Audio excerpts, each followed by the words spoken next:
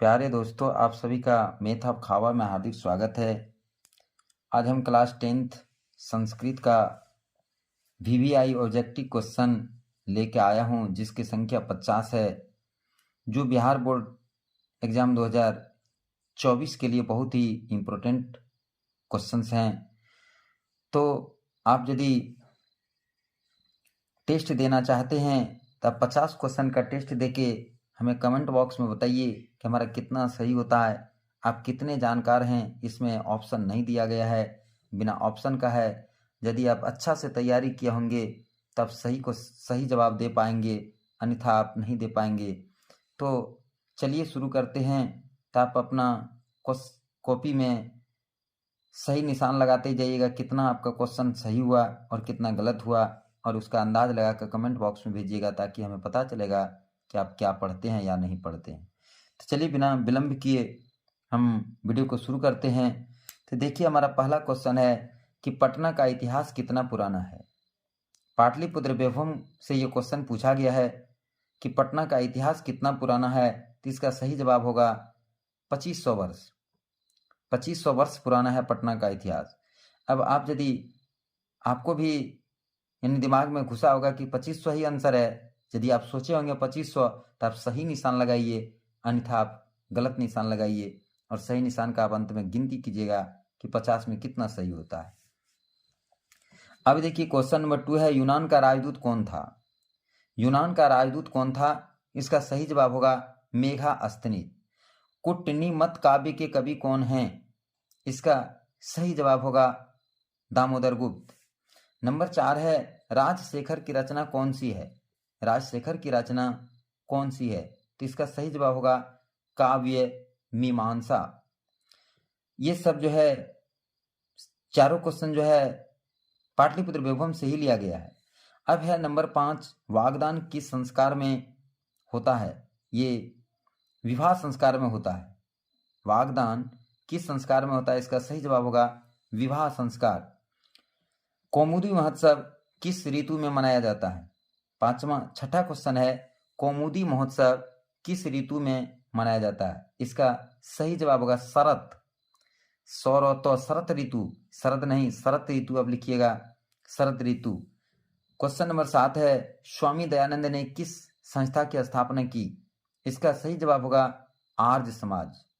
स्वामी दयानंद ने किस समाज की स्थापना की, संस्था की स्थापना की, इसका सही जवाब होगा आर्य समाज। क्वेश्चन नंबर 8 है, राम मंदाकिनी की शोभा किसको दिखा रहे हैं। यानी भगवान राम जो है, मंदाकिनी एक नदी का नाम है, मंदाकिनी वर्णनम चैप्टर से लिया गया है। मंदाकिनी की शोभा किसको दिखा रहे हैं, तो इसका सही जवाब होगा सीता। यानी राम अपनी पत्नी सीता को मंदाकिनी की शोभा को दिखा रहे हैं। नंबर 9 है, स्वामी दयानंद का जन्म कब हुआ था। स्वामी दयानंद का जन्म कब हुआ था, इसका सही जवाब होगा 1824 ईस्वी। क्वेश्चन नंबर 10 है, प्राचीन काल में शिष्य को क्या कहते थे। यानी पुराने जमाने में शिष्य को क्या कहते थे, तो इसका सही जवाब होगा ब्रह्मचारी। महान से महान क्या है, ये मंगलम पाठ से लिया गया है। महान से महान क्या है, इसका सही जवाब है आत्मा। आप लोग पढ़े होंगे, से सूक्ष्म आत्मा है और महान से महान भी आत्मा है। क्वेश्चन नंबर 12 है, किसकी विजय नहीं होती है। किसकी विजय नहीं होती है, इसका सही जवाब होगा असत्य। यानी असत्य की विजय कभी नहीं होती है। क्वेश्चन नंबर 13 है, वैर से वैर का समन क्या है। यानी कहता वैर से वैर का समन, यानी ये विश्व शांति पाठ से लिया गया है। वैर से वैर का समन कभी संभव नहीं है। यानी एक आदमी यदि झगड़ा कर रहा है तो दूसरे आदमी भी उससे झगड़ा कर उसका समन नहीं किया कर सकता है। यानी वैर से वैर का समन संभव नहीं है। क्वेश्चन नंबर 14 है, यह संपूर्ण संसार किसके द्वारा अनुशासित है। यह संपूर्ण संसार किसके द्वारा अनुशासित है, क्वेश्चन नंबर 14, इसका सही जवाब है ईश्वर द्वारा। क्वेश्चन नंबर 15 है, अंतिम शिक्षा संस्कार का नाम क्या है। अंतिम शिक्षा संस्कार का नाम क्या है। यानी संस्कार चैप्टर से लिया गया है। जब शिक्षा का अंत हो जाता है तब उस संस्कार का क्या नाम है, तो इसका सही जवाब है समावर्तन। समावर्तन। नंबर 16 है, समाज की गाड़ी कैसे चलती है। तो समाज की गाड़ी पुरुष और स्त्री दोनों से चलती है। पुरुष के बिना स्त्री अधूरा है, स्त्री के बिना पुरुष अधूरा है। इसलिए समाज की गाड़ी जो है स्त्री और पुरुष दोनों से ही चलती है। क्वेश्चन नंबर 17, आलस कथा में आग कब लगाई गई? क्वेश्चन नंबर 17 है, आलस शाला में आग कब लगाई गई? आलस कथा पाठ से लिया गया है। इसका सही जवाब होगा जब सब सो रहे थे, जब सभी आलसी सो रहे थे तभी आलस शाला में आग लगा दी गई। पुंसवन संस्कार कब होता है? अब ये संस्कार चैप्टर से पूछा गया है। पुंसवन संस्कार ये जन्म से पहले होता है। ये क्या होता है? जन्म से पहले होता है। परपीडनम किसके लिए होता है? परपीडनम का मतलब होता है यानी कि दूसरों को दुख देना। ठीक है, दूसरों को दुख देना। तो किसके लिए होता है? तो पाप के लिए होता है। ठीक है, परपीडनम पाप के लिए होता है। अब है नंबर 20, नरक के कितने द्वार हैं जिनसे व्यक्ति का नाश होता है? तो इसका सही जवाब होगा नरक के 3 द्वार हैं। नरक के 3 द्वार हैं। नंबर 20 21 है कि व्याघ्रपथी कथा के रचयिता कौन है? तो ये बहुत ही इंपॉर्टेंट ये सब क्वेश्चन है। नारायण पंडित। इसका सही जवाब क्या होगा? नारायण पंडित। नारायण पंडित जो है हितोपदेश को लिखा है और हितोपदेश से ही इसको लिया गया है। अपने और पराये की गणना कौन करता है? अपना पराया यानी ये मेरा है, ये तुम्हारा है, यानी अपना और पराया की गणना कौन करता है?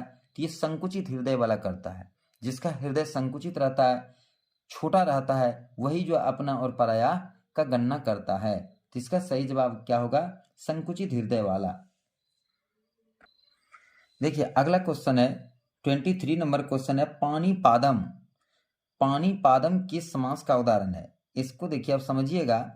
पानी मतलब होता है हाथ और पाद मतलब होता है पैर। हाथ और पैर कहा जा रहा है तो संस्कृत में इसको पाणिपादम कहा जा रहा है।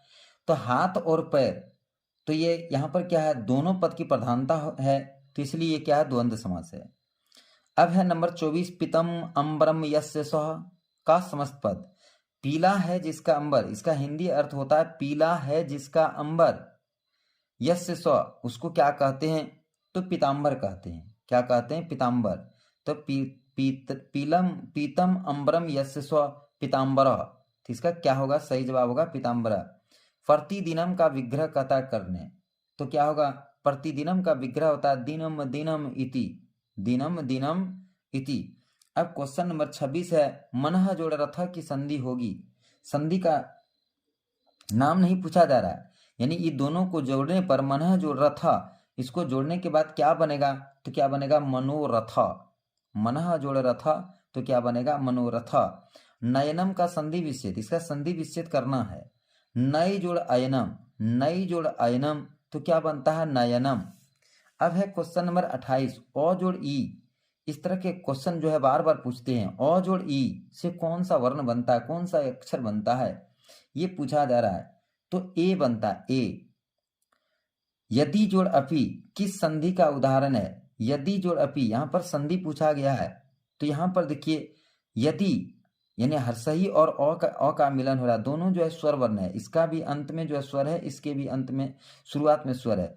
तो स्वर और स्वर जब मिलता है तो उसे स्वर संधि कहते हैं। तो यहाँ पर स्वर संधि होगा। किस संधि का उदाहरण है? स्वर संधि। अब है क्वेश्चन नंबर 30, हिरण्यन पात्रेम कस्य मुखम अपिहितम, यानी सत्य का मुख। हिरण्यन पात्रेन कस्य मुखम अपिहितम, तो इसका सही जवाब होगा सत्य। सत्य का मुख जो है हिरण्यन पात्र से ढका हुआ है। किसका मुख कहता है? हिरण्यन पात्र से ढका है, तो सत्य का मुख जो है हिरण्यन पात्र से ढका हुआ है। अब है क्वेश्चन नंबर 31, उपनिषद के रचनाकार कौन है? तो उपनिषद को किसने लिखा है? महर्षि वेदव्यास ने। उपनिषद को किसने लिखा है? महर्षि वेदव्यास ने लिखा है। अब है क्वेश्चन नंबर 32, लंबोदरः का विग्रह क्या होगा? लंबोदरः, तो इसका विग्रह क्या होगा? लंबम उदरम यस्य स। लंबम उदरम अस्य स, यानी लंबा है जिसका उदर, अर्थात श्री गणेश। तो यहाँ पर श्री गणेश नहीं लिखना है, लंबम उदरम यस्य स, तो लंबोदरा हो गया। ठीक है, तो इसका विग्रह हो गया।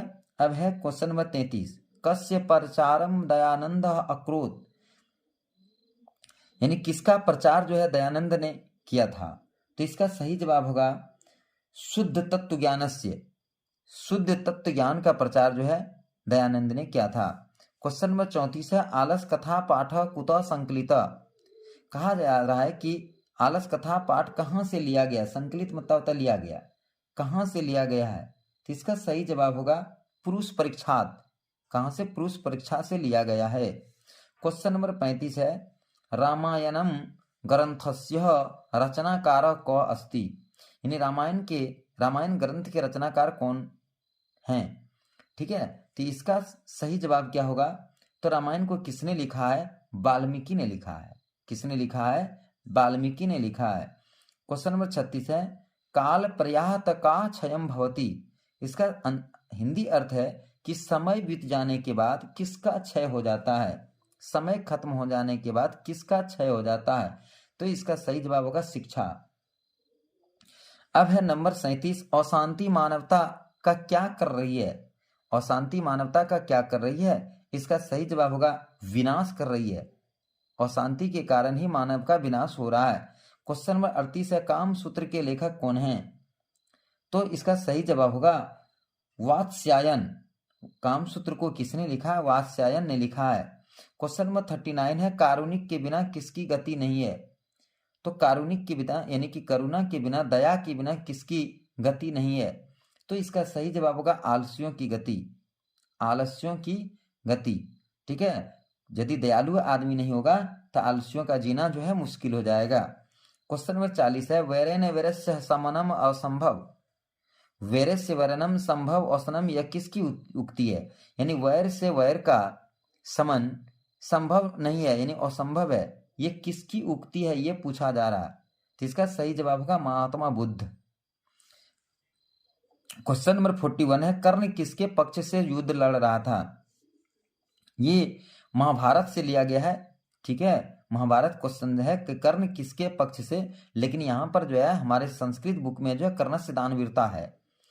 कर्णस्य दानवीरता से लिया गया है ये क्वेश्चन। यानी पूछा जा रहा है कि कर्ण जो है किसके पक्ष से युद्ध लड़ रहा था? तो कौरव, पांडव और कौरव के बीच में युद्ध हो रहा था। तो पांडव के पक्ष से नहीं, कौरव के पक्ष से लड़ रहा था, जबकि ये कर्ण जो है पांडव का ही भाई था। अब है नंबर 42 अणु से छोटा क्या होता? हम पहले ही बता चुके हैं, आत्मा जो है वो महान से महान होता है, सूक्ष्म से सूक्ष्म भी होता है। तो अणु से छोटा क्या होता है? आत्मा होता है। अब है नंबर 43 मरने के बाद कितने संस्कार होते हैं? तो इसका सही जवाब होगा मरने के बाद एक ही संस्कार होता है, वो होता है दाह संस्कार। ठीक है, मरने के बाद क्या होता है? दाह संस्कार होता है। अब है नंबर 44 दयानंदस्य जन्म कस्मिन् प्रान्ते अभवत्। इसका हिंदी अर्थ होता है कि स्वामी दयानंद का जन्म किस प्रांत में हुआ था? तो इसका सही जवाब होगा गुजरात प्रांते। गुजरात प्रांत में हुआ था। किसके प्रश्न का उत्तर विदुर देते हैं? देखिए ये जो है फिर वहीं से लिया गया, कर्ण दानवीरता से यानी महाभारत से लिया गया है, भास रचित भास नाटक से लिया गया है। तो प्रश्न किसके प्रश्न का उत्तर विदुर देते हैं? तो धृतराष्ट्र के प्रश्न का उत्तर विदुर देते हैं। ठीक है, धृतराष्ट्र प्रश्न करते हैं और उसका जवाब जो है विदुर देते हैं। धृतराष्ट्र का भाई था विदुर। ठीक है, 3 भाई थे, पांडव, धृतराष्ट्र और विदुर। अब है कस्य महिमा सर्वत्र गीयते। इसका अर्थ होता है किसकी महिमा सभी जगह गाई जाती है। तो इसका सही जवाब होगा भारतस्य, हमारे देश की महिमा जो है सभी जगह गाई जाती है। 47 नंबर है कि मरने के बाद कौन सा संस्कार संपन्न होता है? अब है 47 नंबर मरने के बाद कौन सा संस्कार संपन्न होता है? तो इसका सही जवाब है अंत्येष्टि संस्कार। मरने के बाद कौन सा संस्कार होता है? अंत्येष्टि संस्कार होता है। इसे दाह संस्कार भी बोला जाता है। अब है क्वेश्चन नंबर 48 भीखन टोलाम द्रष्टुम कह आगत। इसका मतलब हिंदी अर्थ होता है कि भीखन टोला को देखने के लिए कौन आए थे? तो इसका सही जवाब होगा शिक्षक। भीखन टोला को देखने के लिए एक नवीन भावना वाले शिक्षक आए थे। क्वेश्चन नंबर 49 है स्वामी दयानंद के बचपन का नाम क्या था? स्वामी दयानंद के बचपन का नाम क्या था? इसका सही जवाब होगा मूल शंकर। क्वेश्चन नंबर 50 है चंद्रगुप्त किस वंश का संस्थापक था? ये हमारा अंतिम क्वेश्चन है। चंद्रगुप्त किस वंश का संस्थापक था? तो इसका सही जवाब होगा मौर्य वंश। यानी चंद्रगुप्त जो था वो मौर्य वंश का संस्थापक था। तो बस आज इतना ही। हमारा 50 क्वेश्चन जो है वो पूरा होता है। फिर मैं इसके क्वेश्चन के आंसर को एक बार दिखा देता हूं ताकि आप अच्छी तरह से इसको मिलान कर पाएंगे। देखिए ये हमारा क्वेश्चन का आंसर है। अब बारीकी से एक एक क्वेश्चन का आंसर देखिए। 1 नंबर से क्वेश्चन 50 नंबर तक क्वेश्चन को हम लिखे हैं। इसको आप बारीकी से मिलान कर लीजिएगा। धीरे धीरे मैं इसको आगे बढ़ा रहा हूं और आप टेस्ट दे के हमें कमेंट बॉक्स में बताइएगा कि आपका कितना क्वेश्चन जो है सही हो रहा है। और लिखने में भी शुद्धता होनी चाहिए, तभी आप जो है ऑप्शन को सही तरह से पकड़ पाएंगे।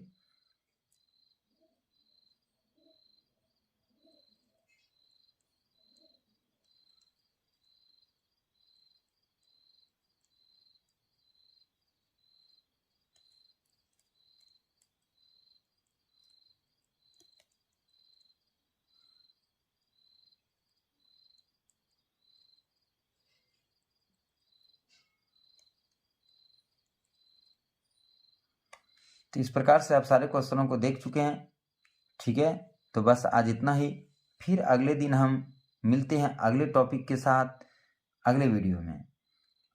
और हर एक दिन जो है एक ना एक टॉपिक लेके आऊँगा ऑब्जेक्टिव, और जो कि बहुत ही इम्पोर्टेंट, बहुत जो है सोच समझ के ऑब्जेक्टिव को तैयार करते हैं। इसलिए आप हमारे चैनल को सब्सक्राइब कीजिए ताकि आपके पास नोटिफिकेशन पहले पहुंच सके, और लाइक कीजिए और दूसरे के पास शेयर कीजिए ताकि सभी बच्चे जो है इसका लाभ उठा सके। बहुत लोगों को संस्कृत पढ़ने में बहुत कठिनाई होती है। जय हिंद, जय भारत।